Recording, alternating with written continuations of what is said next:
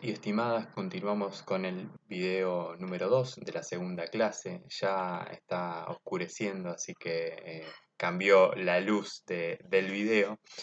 El segundo de los libros es un libro que yo doy por primera vez. Es un libro que incluso cuando preparé el programa por primera vez me olvidé que quería sumar este libro y lo volví a modificar.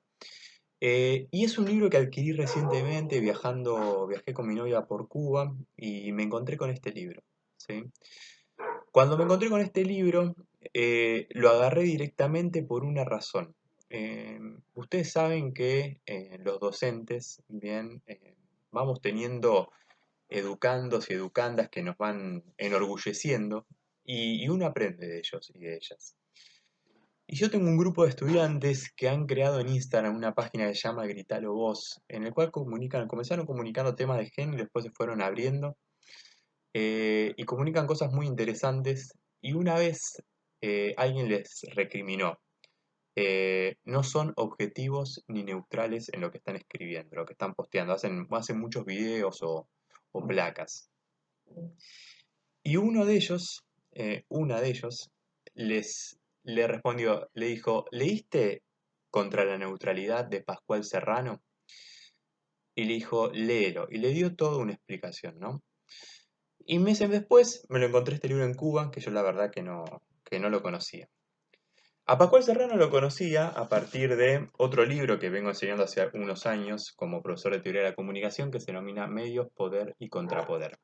Y aquí lo que hace Pascual Serrano, que es un periodista español, fundador de la página Rebelión, con varios libros publicados, tiene también un vínculo muy fuerte con Cuba y por eso este libro se vende allí.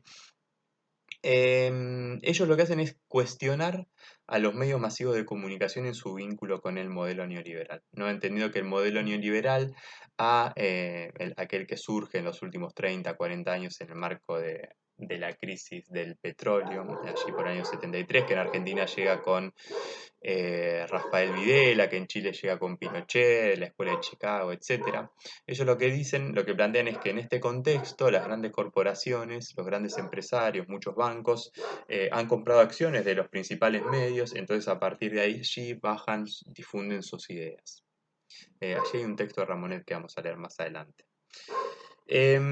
Y en este libro Pascual Serrano mantiene más o menos una línea con ese argumento, pero ya directamente cuestiona lo que es la neutralidad y la objetividad. Con lo cual también podemos vincularlo con el texto de Hanson, ¿sí? Por supuesto que el texto de Pascual Serrano ya no está escrito desde la epistemología, desde la ciencia, sino que está escrito desde el periodismo, de la actividad periodística. Y él comienza no, con una cita de un autor que a mí me fascina. Bien, yo incluso tengo todos sus cuadernos escritos en la casa. Es un autor que se llama Antonio Gramsci, un intelectual italiano. Es un intelectual italiano que va a la cárcel. Él era comunista y en el marco de la Primera Guerra Mundial, los revolucionarios europeos creían que se venía la revolución, como había ocurrido en 1917 en Rusia. Y sin embargo, no solamente no llegan esas revoluciones que esperaban, sino que además toman el poder los fascistas, ¿no? Como por ejemplo de Hitler en Alemania, Mussolini en Italia, Franco en España. Antonio Gramsci no solamente sus ideas son derrotadas, especialmente en el año 1918 y 19 hay un levantamiento de la fábrica italiana de automóviles de Turín, es decir, en Fiat. Él apoya mucho ese movimiento y es derrotado. Y él va a la cárcel, Mussolini lo manda a la cárcel. ¿Sí? Cuando lo mandaron a la cárcel, eh, se planteó que ese cerebro no pensara por 20 años, ¿no? Bueno, le salió mal porque Gramsci pide permiso para escribir, se lo dan, además era un intelectual reconocido internacionalmente, tenía apoyo internacional, eh, y escribe lo que luego serían sus cuadernos de la cárcel, ¿bien? Y que son un andamiaje y una caja de herramientas teórica muy importante para muchos cientistas sociales. Habla de muchas cosas, pero lo que utilizo yo y lo que parece lo más interesante de su propuesta teórica es todo lo que tiene que ver con el poder, el concepto de hegemonía fundamental en la obra de Gramsciano. En su juventud, él tiene un textito que se denomina Odio a los indiferentes. Entonces Pascual Serrano comienza su primer capítulo que se titula El periodismo necesita corazón. Bien, el periodismo necesita corazón, me parece algo bastante interesante. Los indígenas incluso hablan de sentipensar, porque dicen que la inteligencia, el pensamiento, la reflexión va unida al corazón, al sentimiento. Y destaco una frase que es muy famosa de Gramsci, que a mí durante mucho tiempo, yo les voy a ser sinceros, que no me gustó, porque no me gusta el concepto de odiar, bien, pero Gramsci lo plantea del siguiente modo y es un concepto muy retomado por varios autores. Dice, odio a los indiferentes. Creo que vivir quiere decir tomar partido.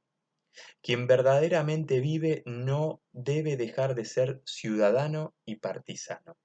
La indiferencia y la bulia son parasitismo, son bellaquería, no vida. Por eso odio a los indiferentes. Es un texto de febrero de 1917. Yo aquí tengo un librito que conseguí en un momento sobre que se denomina Bajo la Mole, Soto la Mole. Eh, Sotolamole es el nombre italiano de la columna que él escribía. Esta es la Mole Antonelliani, por allí tengo, una vez me trajeron el regalo de Turín. Y así se llamaba su columna que escribía en la juventud antes de ingresar a la cárcel. Y es interesante que aquí ese texto justo no está, pero sí hay otros textos que también hablan de la indiferencia. O sea que para el joven Gramsci, la indiferencia era algo bastante importante y lo discutía, ¿no? Lo discutía. Entonces, el periodismo necesita corazón. Es un texto que doy por primera vez, así que ustedes saben que la primera vez que damos un texto no es la mejor de todas, así que lo siento por ustedes. Y además queda grabado. A ver, dice Pascual Serrano, comienza diciendo que se discute mucho la forma de comunicar. La forma, la presentación, hoy podríamos hablar de las plataformas, de cómo utilizar las redes sociales. Y él dice, se cambia, en lugar de estar hablando de contenidos, en lugar de estar teniendo un debate filosófico sobre el periodismo, estamos hablando de un debate técnico. Lo que hacen los grandes medios es contar lectores, el famoso clickbait, ¿no? Buscar que den clic en el título, pero no estamos discutiendo los contenidos, no estamos discutiendo qué vamos a comunicar. Entonces él dice, hay un territorio virgen que no se discute entre los periodistas, que no se discute en las academias de periodismo, que tiene que ver con la responsabilidad social del periodista. Bien, la responsabilidad social del periodista. ¿Cuál es la responsabilidad social del periodista? Bueno, cada uno de ustedes tendrá su respuesta. Discutir contenidos, valores, compromiso, implicación en conflictos, su decisión de explicar el mundo, el valor para denunciar lo miserable y alinearse con lo que admira. Bien, bueno, eso es todo lo que él plantea que hay que discutir y tener en cuenta al momento de pensar el periodismo. Y es algo que en esta unidad les propongo, les planteo que pensemos, bien, que pensemos sobre qué contenidos tiene que informar el periodismo del siglo XXI. Nosotros que formamos parte de una nueva generación de periodistas, ¿qué contenidos hay que decir? ¿Qué valores? ¿Cuáles son los valores? Tenemos que seguir hablando de los valores de liberté, égalité, fraternité, ¿sí? De la Revolución Francesa. ¿Hay nuevos valores para comunicar? ¿Hay nuevos valores para comunicar en el marco del coronavirus? ¿Lo estarán planteando eso los filósofos que hablan sobre el coronavirus? Los Zizek, los Byung-Chul Han, las Butler, las Naomi Klein, los Agamben, los Boaventura de Sousa Santos. Bien, ¿han leído esos textos? ¿Los han hecho pensar? ¿Los han hecho reflexionar? Vamos con el primer subtítulo. Dicen que son neutrales. Él plantea algo bastante interesante y es que en el siglo XIX los diarios eran pasquines de lucha y combate político, que lo único que buscaban era que las ideas de uno, bien, eh, ganaran espacio y derrotaran al enemigo, ¿no? Pensemos en la Gaceta, ¿sí? Un ejemplo bastante claro. Em, ahora bien, ahora bien, hay algo interesante que ella lo plantea con una falta de ética, ¿sí?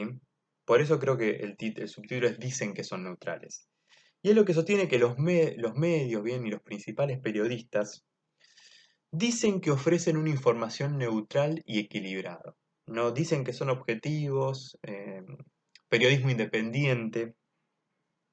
Bien, entonces allí hablan de objetividad, de imparcialidad, pero él dice que esto no es así, ¿no? Y en un punto hay un debate filosófico, que es algo que nosotros abordamos desde un abordaje epistemológico, que es cuán objetivo se puede ser, si incluso la observación tiene que ver con algo de subjetividad o con la experiencia.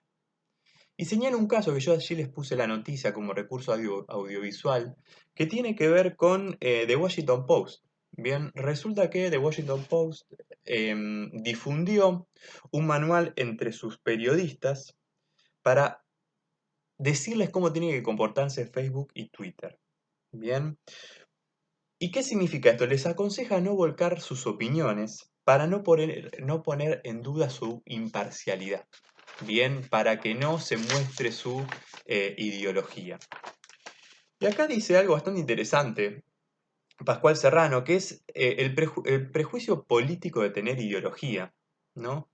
El prejuicio político de la política. La política son modos de intervenir en el debate público, bien, que creo que en el último tiempo se ha distorsionado un poco cómo hay que entender a la política. Y eso va acompañado de ideología, bien, sobre el medio ambiente, sobre la equidad, bien, a mí me interesa mucho el tema de los pueblos indígenas, ¿sí? Entonces hay como un prejuicio político acerca de tener ideas, cuando todos la tenemos, todos y todas tenemos ideas, tenemos una ideología. Entonces, como eso estaría mal, hay que aparentar una neutralidad. O sea, no es que el periodista es neutral, sino que tiene que aparentar esa neutralidad. Eso me parece interesante. Entonces sostiene Serrano que la objetividad se convirtió en un culto, que los periodistas que aparecen en la tele son como webcams que no expresan nada, que el periodista con este culto de la objetividad tiene que transmitir los datos fríamente, tiene que transmitir números, muchos números que nos ayudan a comprender, bien, muchos números que nos ayudan a comprender. Em, este culto a la objetividad destierra la empatía, la pasión y el afán de justicia. El periodista no puede ser apasionado. Los periodistas no pueden sentir, no pueden transmitir sus sentimientos. Y él dice, debemos combatir, dice Serrano, este culto a la objetividad. Debemos combatir, aparentar neutralidad. Un segundo subtítulo tiene que ver con la simplificación. Y ahí cita a un periodista, Iñaki Gabilondo, que dice que él ve la realidad cada vez más compleja, que ve cada vez más matices, pero sin embargo las noticias se comunican de un modo mucho más rápido y mucho más simple, ¿no? Yo creo que la simplificación de la complejidad es una estrategia de manipulación. Estoy bastante convencido en el último tiempo. Sobre todo con ciertos mensajes que se difunden por las redes sociales adrede. Ahora, también creo que es un desafío para nosotros comunicar y explicar de modo simple lo complejo. ¿Sí? Sobre todo cuando la gente está con menos atención que antes y tiene una oferta muy grande. ¿Sí? Entonces, a ver, tenemos que intentar explicar de modo simple lo complejo, bien, para que la gente lo entienda, pero no por eso simplificar la complejidad. Creo que es algo para pensarlo. Y creo que si estuviéramos en una clase presencial lo discutiríamos mucho más en profundidad. Kapuscinski, bien una pluma bastante destacada dentro de la teoría del periodismo, dentro del periodismo, criticaba mucho la TV estadounidense cómo iba pasando de un acontecimiento al otro. Decía que el formato audiovisual dominante ha hecho mucho daño al periodismo elaborado, ha hecho daño al periodismo complejo, al periodismo interpretativo, porque hay que estar entreteniendo con todo el tiempo a la audiencia bien y hay que estar pasando de un lugar al otro. Los debates en la televisión son debates epidérmicos, bien son debates que no buscan la complejidad, que muchas veces buscan consolidar ideas vagas. Y dice Serrano algo interesante también. Con una colega estamos intentando escribir un libro, hace ya un tiempo largo, que tiene que ver sobre las coberturas de cacerolazos. Y allí, retomando un libro, planteaba que eh, algo así como que la decodificación es un sueño eterno, ¿no? Las audiencias son un sueño eterno. El deseo que tenemos de que nuestras audiencias busquen la complejidad y duden, bien, es un sueño eterno.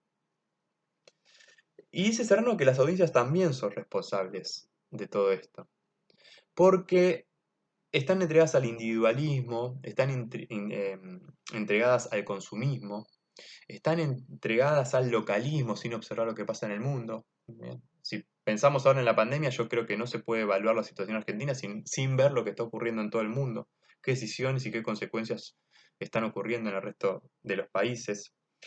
Y dice Pascual Serrano también que las audiencias son trabajadas desde el poder para que busquen esa superficialidad y para que busquen esa simpleza, ¿no?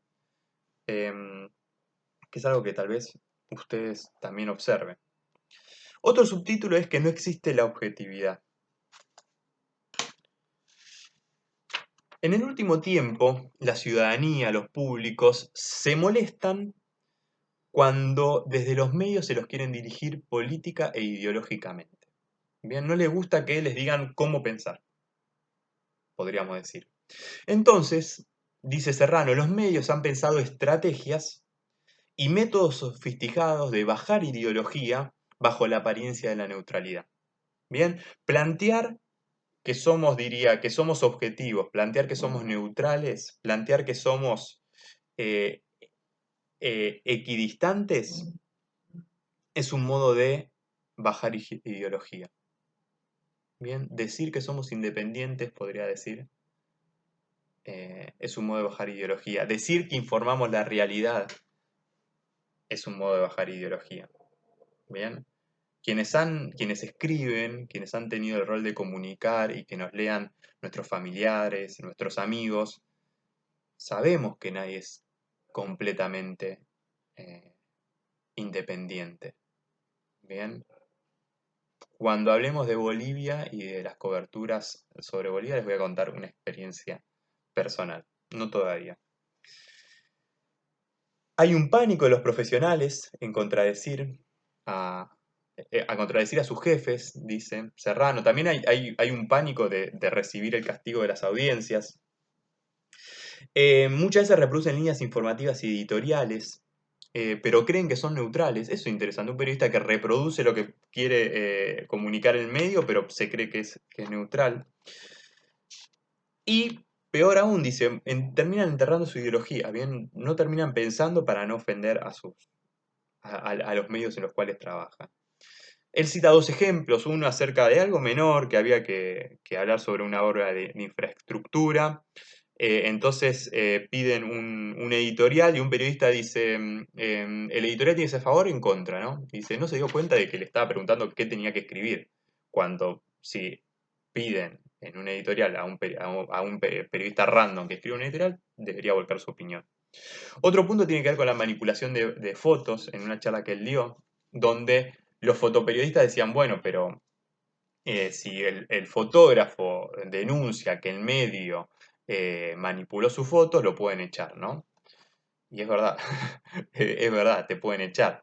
Eh, y ahí señala el miedo, ¿no? Sobre todo con los recortes que ha habido en el periodismo en el último tiempo por las nuevas tecnologías.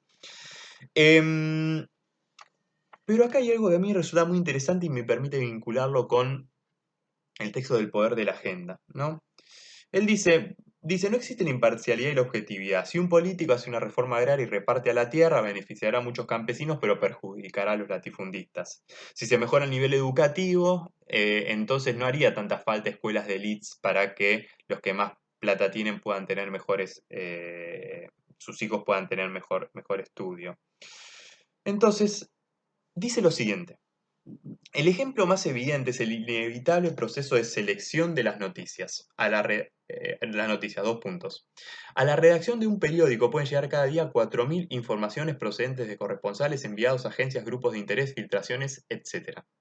Dejarlas reducidas a unas pocas decenas supone aplicar un evidente criterio de subjetividad.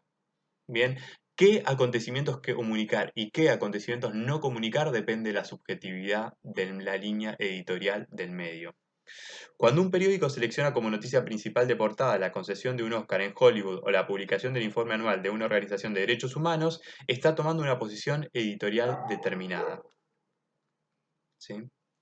Entonces, la ideología también tiene que ver con la selección de noticias, que eso es algo a lo cual Natalia Arubetti no hace énfasis. Bien, pero Pascual Serrano sí. Un segundo punto, o un tercer cuarto punto, ya me perdí, tiene que ver con la equidistancia, ¿no? El punto medio. Presentar todas las versiones del hecho, dice Pascual Serrano, es un mito. Y esto es interesante porque esto es algo que nos enseñaron muchas veces en las escuelas de periodismo en la universidad. Yo no sé si coincido con él en eso. Yo no sé si coincido con él en eso. Pero él plantea, y escuchémoslo, que la equidistancia es hipócrita. Bien, porque la equidistancia sería que, por ejemplo, si un gobierno bombardea a un pueblo, tenemos que darle el micrófono a la víctima del pueblo, pero también tenemos que darle el mismo micrófono al gobierno que bombardeó. Y dice Pascual Serrano, bueno, ahí debemos tomar una posición. O, por ejemplo, deberíamos darle el micrófono a una persona que sufre una violación y al violador. Bien, no sé si el planteo es que no hay que darle micrófono, pero el planteo sí es que frente a eso hay que tomar una posición. Sobre los actos de corrupción, sobre, por ejemplo, un derrame de petróleo. Le vamos a dar entonces el micrófono una vez al pueblo que sufre, costero, que sufre un derrame de petróleo en el medio del mar y llega a la costa y les arruina la pesca y les arruina eh, las playas y el turismo. Y también hay que darle al CEO de la compañía petrolera, su encargado de comunicación. Bien. En líneas generales lo que sucede es que directamente no se informa ese derrame de petróleo. Vamos a aclararlo por las dudas, no tantos derrames que ha habido, eh, contaminación de ríos con el tema de la barri, con el tema del cianuro, bueno, muchas veces se oculta todo eso. Pone ejemplos incluso más fuertes, ¿no? Entonces, bueno, dice, en el caso del nazismo hay que darle el micrófono habría que haberle dado el micrófono a un nazi, bien, y también a alguien de la comunidad judía que sufrió todo el holocausto, ¿no? Dice, no, ahí hay que tomar partido, no sirve la equidistancia. Y dice que plantear el no a la equidistancia es honesto y valiente. Bien, ¿por qué dice esto? Dice, un periodismo honesto y valiente requiere que el periodista asuma el rechazo seguro que suscitaría en una determinada parte de la población la toma de posición ante un determinado hecho, y quizás ignorar a la que intenta justificar un crimen o se funda en un dato falso. Bien, hoy que las audiencias tienen acceso a las redes sociales, bueno, si un periodista toma partido por un acontecimiento, y lo vemos en las redes sociales, es muy probable que haya un sector de la población que te critique por eso. Por todo eso a mí me valoro cada vez más dentro del periodismo la coherencia a lo largo del tiempo, ¿bien? Y no ir cambiando de opinión según para dónde sopla el viento, según quién gobierne. Una vez un alumno dijo, bueno, entonces con esa mirada, tenía razón, me dice, con esa mirada entonces uno nunca podría madurar sus ideas. Siempre nos quedaríamos con lo que pensamos cuando teníamos 15 años. No ese es el planteo. El planteo es que si de repente uno le cuestiona a un gobierno determinados acontecimientos, que de repente venga otro gobierno y ahí ya, bueno, no lo cuestiono porque este me simpatiza más. Bien. Entonces, esto me parece bastante interesante para pensarlo. Eh, Cuestiona la equidistancia, cuestiona la falta de complejidad, cuestiona la falsa imparcialidad. Dice en la página 22. Conceptos como neutralidad, objetividad y equidistancia solo son argumentos empresariales para ganarse la credibilidad de los ciudadanos y la complacencia de grupos de poder, anunciantes y publicistas que no quieren un verdadero debate sobre el mundo en el que vivimos. Plantea también el tema de la crisis financiera. Bien, ¿por qué el periodismo no comunicó todo esto? ¿Sí? Yo pongo un ejemplo y tomo partido, digo, en este contexto hay una renegociación de deuda. ¿Por qué los grandes medios y los grandes periodistas no comunicaron que había una toma de deuda fenomenal? Digo, si un cuatro de copas como cualquiera de nosotros se pudo dar cuenta y que eso terminaba como terminó. el ciclo de endeudamiento de la década del 70, de la década del 90. Bien. Otro subtítulo es el de plantea que los mejores periodistas defendieron el compromiso. Y ahí él va abriendo bien a quienes elige, ¿sí? Ahí lo van a ver en el título: John Reed, Kapuscinski, Rodolfo Walsh, Edgar Snow, Robert Capa. Les voy a comentar una sorpresa que me llevé. En el año pasado elegí como dos autores para leer textos de ellos, justamente a John Reed y a Rodolfo Walsh. Bien, así que probablemente los veamos. Pero bueno, esa es la selección que él hace. ¿Cómo comunicaron? ¿En qué contextos comunicaron? Em, para él, el tema del compromiso, ¿sí? Es algo importante dentro de un periodista. El compromiso social con su tiempo, el compromiso social frente a las injusticias. Bien, incluso comunicar y remover la pasividad o la indiferencia de aquellos a quienes les falta. ¿Sí? Incomodar a las audiencias. Habla también de dar la voz a los humildes. Muchas veces los medios masivos le dan la voz al poder. Bien. Hay empresarios, hay economistas que representan los intereses de los empresarios en los principales programas políticos. Bueno, ¿por qué no probamos algo diferente y le damos la voz a quienes no tienen poder? Le damos el micrófono, no la voz. Le damos el micrófono a quienes no tienen poder. ¿Por qué no escuchamos cómo están viviendo el coronavirus un poco más bien quienes, por ejemplo, no tienen baño? ¿Sí? Que es una cantidad muy grande aquí. Hay una periodista estadounidense que se llama Amy Goodman que dice: eh, ir donde está el silencio. Buenísima, a mí me encantó. Ir donde está el silencio. Esa es la responsabilidad de un periodista. Dar voz a quien ha sido olvidado, abandonado y golpeado por el poderoso. Dar voz a los que sufren. Discriminar positivamente para darle la voz a aquellos que durante décadas han sido marginados y marginadas de las noticias. Bien. Entonces, plantea, para ir terminando, Serrano, que los grupos empresariales que son los dueños de los medios de comunicación han tomado el control sobre los profesionales de la comunicación.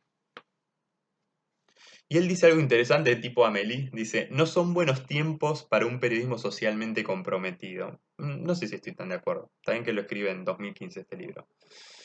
Él plantea: hay que buscar los mejores ejemplos del pasado, ver aquellos que son ejemplos de dignidad, recoger los sueños de los mejores periodistas y convertirlos en arma creadora que perfora imposibles y orada utopías en busca de nuevos caminos que aceleren el proceso de humanización. Bien. Existen pros y contras con este objetivo que tiene Serrano. El control de los directivos de los medios es mayor, el profesional depende más del trabajo en equipo, la información está más intoxicada por actores interesados, el modelo audiovisual está dominado por la frivolidad y el espectáculo. En cambio, los desplazamientos son más rápidos y baratos, bien, esto es algo positivo. Las posibilidades de contacto a través de Internet permiten acceder mejor a las informaciones y fuentes más recónditas. Bien. Entonces, para terminar, señala que el escritor tiene un compromiso con sus lectores y su lengua, tiene un poder político a la mano y para mí debe usarlo para contribuir a un modelo de justicia social, siguiendo una cita del escritor colombiano William Ospina. Entonces, es interesante, me parece, la propuesta de Pascual Serrano. Bien, cuestionar a la neutralidad, cuestionar a la falsa neutralidad, cuestionar a la apariencia de la neutralidad. Y les hago una pregunta para terminar.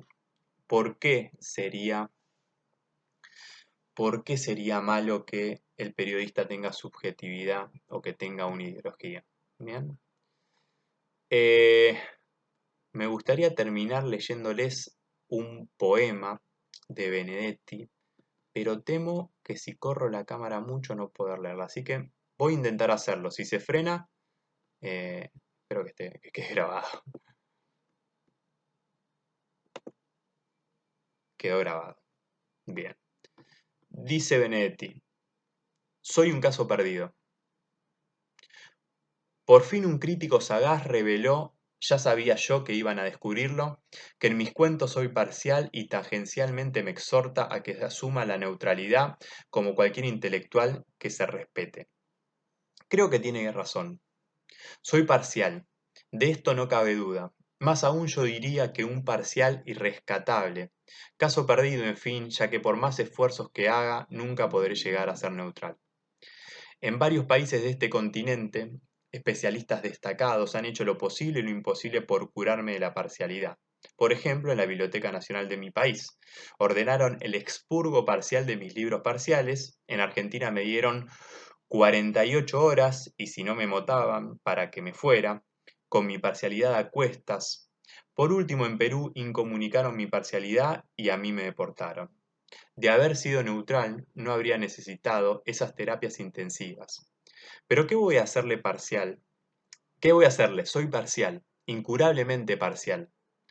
Y aunque pueda sonar un poco extraño, totalmente parcial. Ya sé, eso significa que no podría aspirar a tantísimos honores y reputaciones y preces y dignidades que el mundo reserva para los intelectuales que se respetan, es decir, para los neutrales, con un agravante. Como cada vez hay menos neutrales, las distinciones se reparten entre poquísimos. Después de todo, y a partir de mis confesadas limitaciones, debo reconocer que a esos pocos neutrales les tengo cierta admiración, o mejor, les reservo cierto asombro, ya que en realidad se precisa un temple de acero para mantenerse neutral ante episodios como Girón, Tlatelolco, Trelew, Pando, La Moneda. Es claro que uno, y quizás sea esto lo que quería decirme el crítico, podría ser parcial en la vida privada y neutral en las bellas letras. Digamos, indignarse contra Pinochet durante el insomnio y escribir cuentos diurnos sobre la Atlántida. No es mala idea y claro, tiene la ventaja de que por un lado uno tiene conflictos de conciencia y eso siempre representa un buen nutrimento para el arte. Y por otro no deja flancos para que lo vapulee la prensa burguesa y o neutral. No es mala idea, pero ya me veo descubriendo o imaginando en el continente sumergido la existencia de oprimidos y opresores, parciales y neutrales, torturados y verdugos, o sea, la misma pelotera, Cuba sí, yanquis no, de los continentes no sumergidos. De manera que no tengo remedio y estoy definitivamente perdido para la fructuosa neutralidad, lo más probable es que siga escribiendo cuentos no neutrales y poemas y ensayos y canciones y novelas no neutrales, pero advierto que será así, aunque no traten de torturas y cárceles u otros tópicos que al parecer resultan insoportables a los neutros. Será así, aunque traten de mariposas y nubes y duendes y pescaditos. Bien, me parecía que terminar con este poema de Mario Benedetti, eh, que también es la primera vez que lo utilizo en una clase, es un buen modo de cerrar esta parte de la segunda clase y también es un modo de recordar a Osvaldo Bayer, que cuando le pedí que escribiera el prólogo para mi libro, y lo comparto con ustedes en este contexto de pandemia, le dije, disculpe, profesor maestro, ¿qué nos recomienda para estos momentos tan difíciles? Y él me dijo, leer poesía, es lo único que nos da vida. Estimados y estimadas, terminamos aquí la segunda clase. Espero que les resulte interesante. Les voy a dejar allí unos audiovisuales. Los invito a que presten atención a La Puya, que es una periodista colombiana muy interesante que ha tenido muchas audiencias, ha construido bastantes audiencias. Y hoy, en esta oportunidad, esta semana, el foro va a ser sobre la película La Dictadura Perfecta, bien, que la pueden encontrar en Netflix. Y si algún compañero o compañera quiere enviarme el link, lo puedo compartir con mucho gusto, así lo ayudamos al resto de los compañeros. Estimados, que terminen bien el viernes, que tengan un lindo fin de semana y qué bueno, que ojalá que estos textos les resulten interesantes para llevar a cabo la pandemia y el aislamiento voluntario, preventivo y obligatorio. Bien, adiós. Muchas gracias.